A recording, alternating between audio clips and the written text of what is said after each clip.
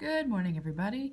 I've been meaning to do this for a while, but I thought I'd take a video and show you what's called kind of the new way of division, but it's not really a new way. It's just more of a way of looking at place value a little bit more. So we're used to doing division. I was raised this way too, looking at the first number and thinking of how many times 3 goes into 4.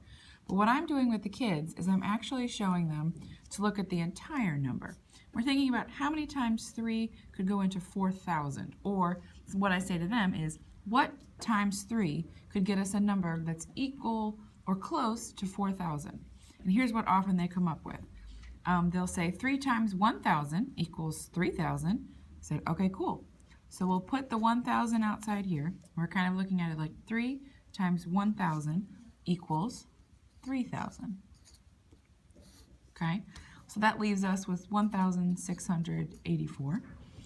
And then we kind of look at it like, well, I could see, what do I know about 3 that could get us close to 1,600? And I know that 3 times 5 is 15. So then 3 times 50 would get us 150. Oh, we're getting closer. Then 3 times 500 would equal 500. Okay, so that's what I'm going to use. I'm going to use 3 times 500 to get me closer and closer to where I need to be. So then now I have 184 left. Well, I know in my head that 3 times 6 equals 18. So then 3 times 60 would be 180.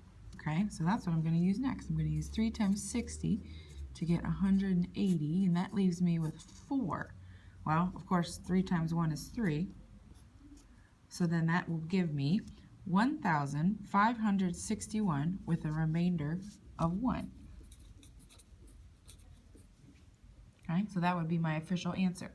Because once I go back and look at all that I've sort of partialed out, then I add up everything I've multiplied times 3, and that would get my answer with the remainder of 1. So hopefully that's a little bit more helpful.